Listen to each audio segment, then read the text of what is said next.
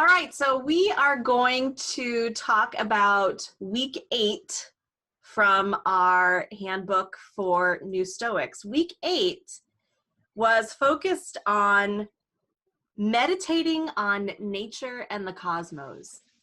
And what they talk about in this one is just an exercise, again, because last week we talked about taking a view from above, that perspective of going higher up in your view to help you gain perspective for a situation, a problem, even something that might be positive, but being able to look at it from a different view.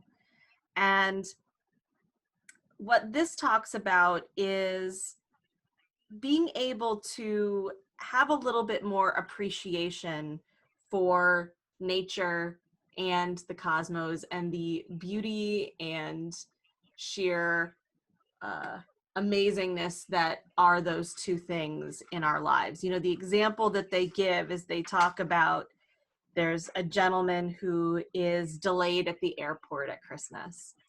And it's saying, you know, rather than cursing, you know, darn you snow, darn you weather, whatever it may be, rather than cursing that, and yes, it can delay him from getting home, but just taking a moment to pause and reflect on how amazing is it that we have these frozen pieces of water that come down from the sky, and being able to have a little bit of appreciation for what the nature and the cosmos can give to us. And so, you know, where they talk about is that just being able to take moments throughout the week or during your day to be able to find appreciation for nature and doing a little bit of mini meditation on nature, just so that you don't lose sight of the sheer awesomeness of what's happening around us on this big green blue ball that we all live on. It was kind of like we were talking about Sierra's son earlier, where he gets excited about everything. And I was remarking that I wish I had that. I wish I still got excited about little things in life. But part of the issue is when you're 42 years old, you've had a lot of little moments in life, so that polish kind of wears off. It's just like, okay, great. But in reality, if you look at all of the things going around and like, what a cool moment it is to be alive on this earth, whether you think it's random or because of God or any mix of anything in between, however we were created, it's still pretty damn awesome. Like, because we know that there's at least a bunch of planets out there that have no life, or no human beings or intelligent beings walking around it. That's pretty cool in and of itself. Yeah, and it also, I like how it also talks about, I mean, it's a little silly, but at the same time, I get the message here where they talk about, listen, you know, the sun doesn't have a bad day. Yeah. Be like, oh, never mind. I'm not going to do what I'm supposed to do today because I woke up on the wrong side of the bed. So they talk about, you know, the sun doesn't shirk its duty to rise, and, you know, it sets due to, you know, worries or concerns that are plaguing it during the day. So it's a little silly, but I liked that visual of like, never mind, forget the oceans, forget the tides today, moon, I'm tired, you know. You're on your own. Right. I did appreciate just that little visual story that they laid out there. This is a perfect time for us. We're on a long summer road trip through a lot of really beautiful, different places where there's sort of a different beauty to each place. And, you know, the temptation is when you visit a lot of beautiful places to want to pick a favorite, you know, or what was the most beautiful, when instead you can just appreciate the beauty of what that place held. And obviously the desert of a saguaro cactus in the desert is very different from a waterfall here in the gorges of upstate New York, or when we were in Alaska seeing glaciers. You know, it's not a contest. Each thing can have its own beauty, and you can appreciate the beauty for what it is without it being a pageant. I love that. Yeah, so often we want to pick favorites, like what was the best this, or your favorite this, or the thing you enjoyed the most. And So often it's a reminder of they can all be equally good. And knowing that, we often ask. Yes. We often ask, what was your favorite part of the trip? And I actually have stopped doing that because of that reason, what you guys just said. I stopped. Like if someone goes, what's your favorite part? I'm like, so what stood out to you? Rather than pick a favorite part. And I actually heard a quote from it was repeated, but it was the Celtics basketball coach, Brad Stevens, said, comparison's the killer of all things joy. And he's paraphrasing him from some ancient thinker, but it is. Because if you have to pick a favorite, that means this was better than all the other awesome things. They also talk about that the ancient Stoics really believed in the importance of having an understanding of how the world works. And, they talk about some of them like really studied physics, but we don't need to necessarily study physics, but just having an understanding of some of the basics of what's happening in the world and how that, regardless of problems that may arise in our personal lives or outside of us, that the world keeps on spinning, that, that all of those amazing things in nature keep happening regardless of whether we're having a good day or not. Yeah. I actually wrote down in my weekly review, the world keeps spinning. Animals reproduce, plants blossom, and bear fruit in spite of us. Mm-hmm. Yeah. That nature keeps trying, man, despite what we do to try to get in the way. We just left Lancaster, Pennsylvania, which is Amish country. And so we were learning a lot about the Amish and why they do what they do. And I won't try to pronounce their word, but they have a word that basically translates to letting nature be as much as possible. So a lot of times you might look at the Amish and say, oh, they don't believe in electricity. Well, they actually do use electricity in some forms, especially when it's deemed needed to do so. But for the most part, they try to not interrupt the natural flow of nature, which struck me very much to our Stoic readings and what we're studying.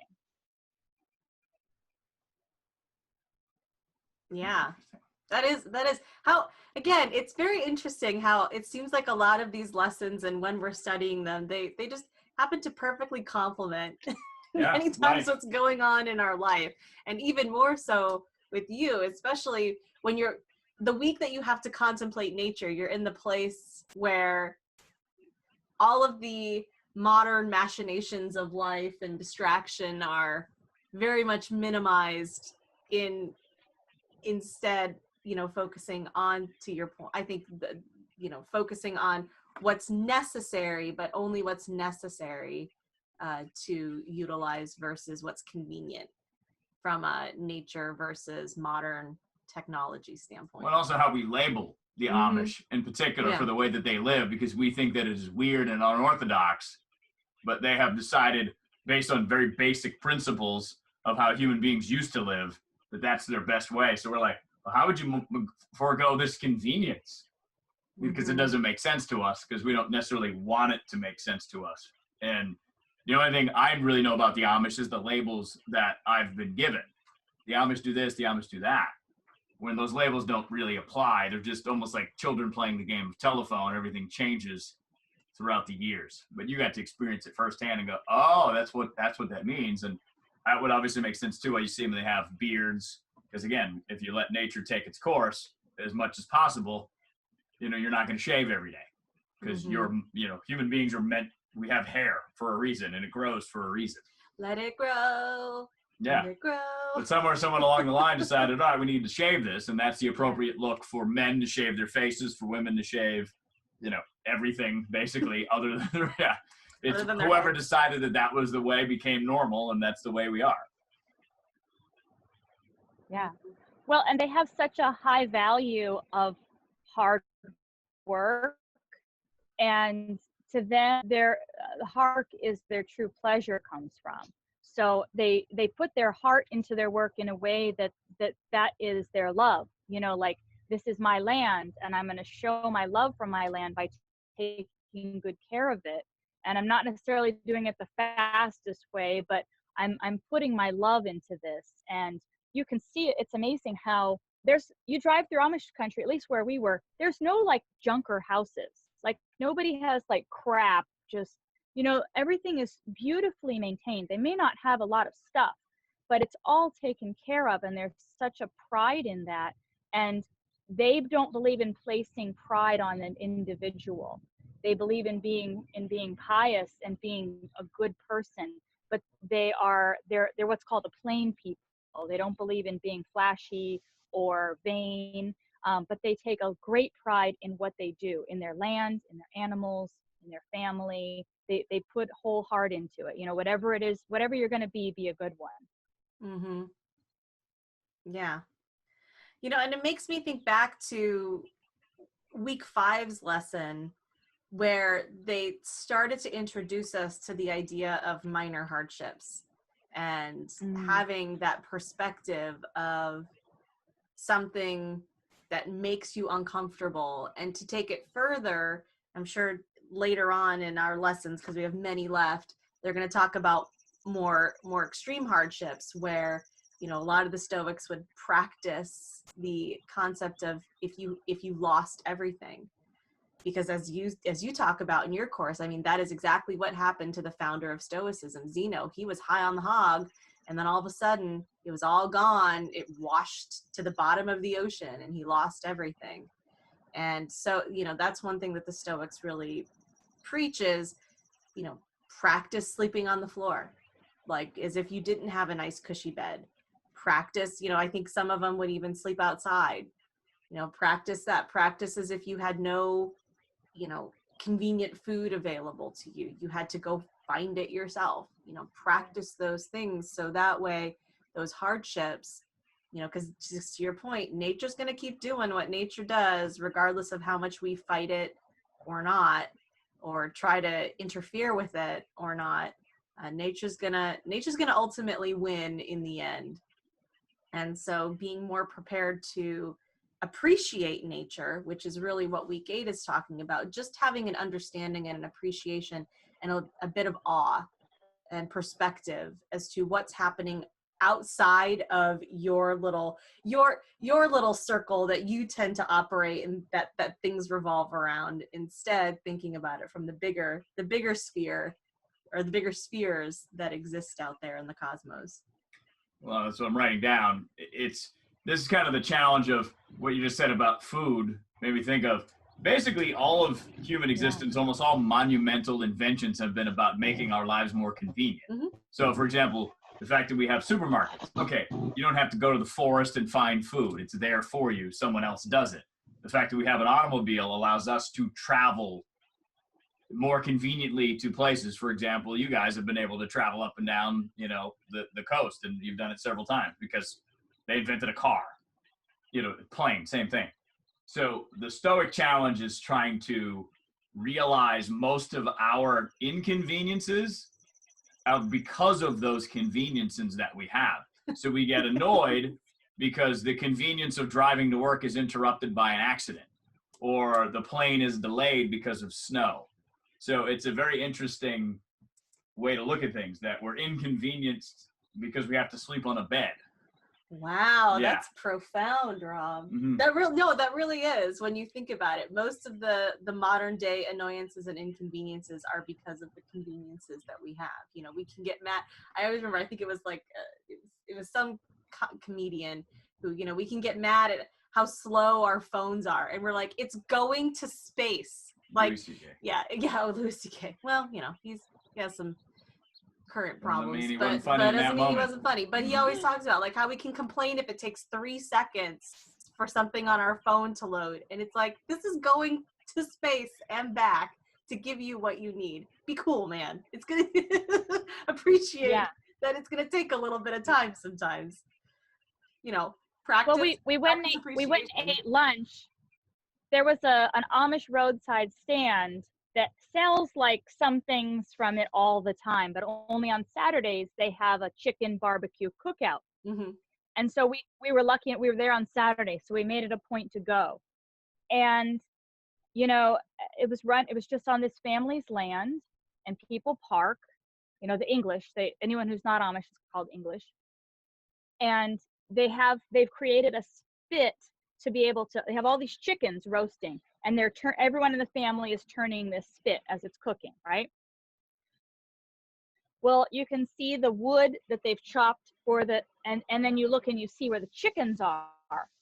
So it's like, when you actually think about it, it's not, they didn't go to the store to buy chicken, to season it, to put it in an oven, right? They grew the trees, they chopped up the wood, they let the wood dry, they put it in there, they raised hens from eggs, they split the dust, right? This is not just like going through a drive-through.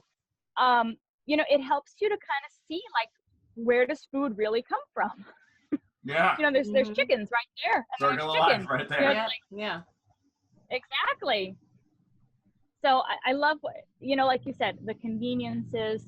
But so circle back when we were talking about, you know, like, if you lose everything, is really when you boil it down. And I think every major religion would agree that, like, the only thing that can't be taken from you is your spirit, or your spiritual connection, or who you are as, you know, where your values, your virtues. That's the only thing that can't be taken. Your house can burn down, you can lose everything, everybody in your family can leave or die, your body can fail, but all that can never be taken from you is that spirit, or that character. And that's truly is, you know, if that's the only thing we have control over, make it a good one. Yeah, exactly. Exactly. So on that note, let's put a nice bow on this. When you think about this exercise, you know, you were immersed in it basically for a week of being able to appreciate nature and what the marvels that nature can provide to you without any of the modern conveniences necessarily. But for you, Rob, is there something that you specifically meditated on, if you will? No, it's just more of, because we're very lucky that we have a backyard that's filled with nature. So I just enjoy watching how the birds and the bunnies and the squirrel and the roadrunner, how they kind of all interact. And we have a little water dish, and they come to the water and they drink the water. And it's interesting to see that most of the time they coexist. Although a couple of weeks ago, we did see a coyote come in the backyard and he ate a baby quail. So it's the circle of life. I mean, that happens in our backyard, in the woods, in the forest, in the whatever.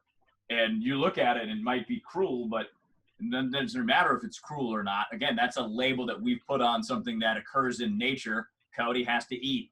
Coyote's best way to its DNA says to eat is eat something like that. So it's again, that's been going on since the dawn of time, or really since the dawn of the modern animal. And we're a part of that system. So I think the idea is to observe that, and just like we were playing golf yesterday, to be out in the nature on the golf course, enjoying the view a little bit more than I would have perhaps before doing this lesson, and taking that in and thinking that if I do have a bad day, it's probably based on the fact that my phone is annoying me. But the fact that I have technology that is more advanced that I carry in my pocket than they went to the moon with in 1969 is pretty damn impressive. And perhaps I should think of that and the conveniences that have been invented to make my life as easy as it is. And I should just appreciate that. And wow, I'm in a bad mood today. Right. Okay, so what? What's the real reason you're in a bad mood? Because you may have just seen a baby quail get eaten by a coyote. You think that thing's can't even be in a bad mood right now because it got eaten by a coyote. For me, it was basically the same thing.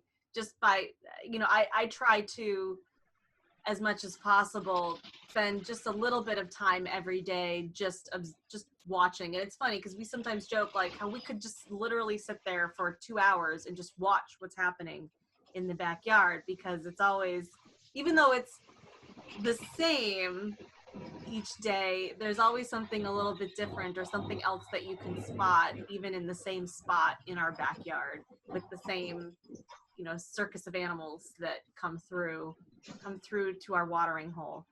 So I do appreciate that. And I've learned to appreciate living in this house has helped, gain that more. But I would say even if you don't have something like that, or if you're not traveling to Amish country, if you're sitting in traffic or wherever you might be, you can pause and marvel at what is around you.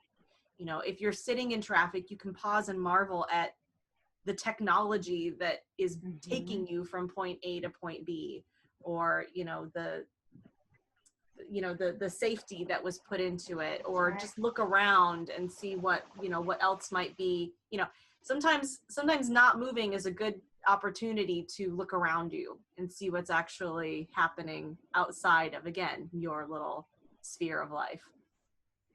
Actually, I love how the book talks about you can even watch a nature documentary if you need kind of another viewpoint to marvel at.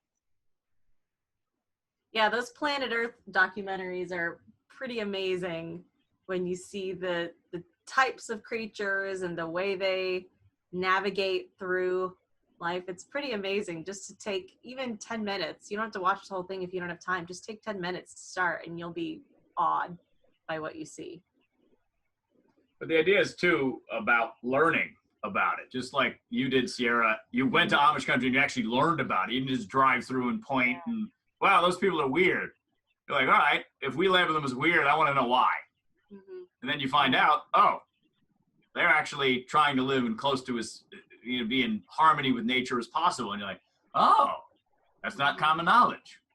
But the way you break down labels is through learning. Mm-hmm. Well, and having that natural curiosity, so often, I think in many areas of our life, and I think we've talked about this before in a previous one, but so often we shy away from or avoid things that are unfamiliar to us, that seem different or odd, that we're not used to.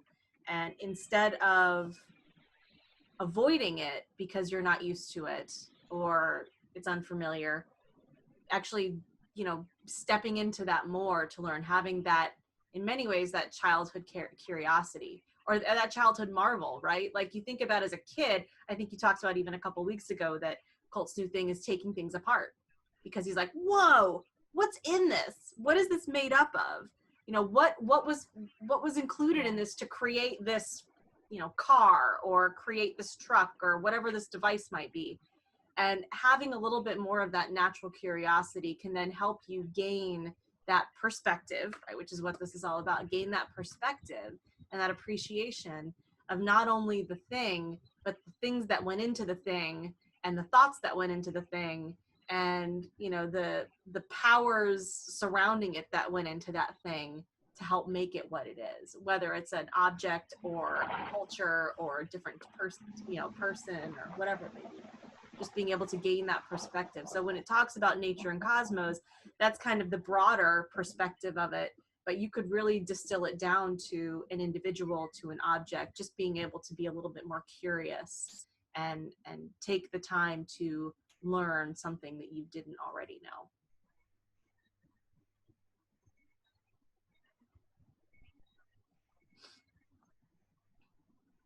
Yeah. And not being afraid to ask questions, to be able to admit that you I don't know what that is. Mm-hmm. And I think that's why the Stoics, why the actual Stoics, the ancient Stoics, I should say, really were so interested in learning more and more and more and more about nature, is because it was that practice of asking questions and digging deeper. And the more you practice that, the better you get at it at other times. Like when you're trying to understand a person, about how can you ask questions and actually listen, set that prejudice aside. I don't know anything about bumblebees. Let's ask questions about bumblebees. And then you practice that and you realize, hey, okay, I've got a better understanding. And when you have a better understanding, you have a better connection, you have better communication. So I think it's an essential building block. Mm-hmm. Yeah. So I think this is a great exercise. It's a good reminder to check in even for a couple minutes once a week. It doesn't have to be every day. It doesn't have to be multiple times a day, but at least once once in a day or once in a week, just being able to pause and marvel and be curious and be willing to see what's beyond your universe, I guess is what I would say. Look to the broader universe, the broader cosmos, broader nature. And be glad that you get to be a part of it. Yes. Like that's Your the cool circle. part about what they're ultimately Your getting personal at. You get to be a part of it. Yeah. Yep. ABC, always be curious, Yeah. right? It's funny how the things we teach kids, we don't hang on to because we think, I'm good. I'm old. I know stuff. Be curious. All right. Any final thoughts from anyone? None from me. Yeah. Stay curious. Question. This was a good week. Yeah, I agree. I think they, for the most part, they've all been good, and I think they're very spoon feeding us right now, like little things. I think it's going to get a lot tougher as we go through. We're gonna start to have to flex our Stoic muscles more and more week over week. Yeah. And so next week's is next week you? I believe next week. So is Rob, next week is you. Oh, I like this. This ties perfectly into your communication course about labeling, and be careful about what you call good and bad. Yeah, it's almost like they laid this out on purpose because we brought it up without even really knowing. So be careful what you label and how you label it. Okay. So that'll be interesting. Look forward to that one. Perfect. Wow, I can't wait. Can't wait to see what that one brings about. Well, it will be neither good nor bad. Possibly. Well, it's not about. It'll be interesting. I would guess. Yep. Yeah, it's kind of like what they knew what they were doing when they put this book together. Amazing. All right. Well, on that note, then, I wish everybody a wonderful rest of your week. Hope you find the amazingness in the simple and continue to contemplate and gain perspective on nature, the cosmos, and everything in between. Right?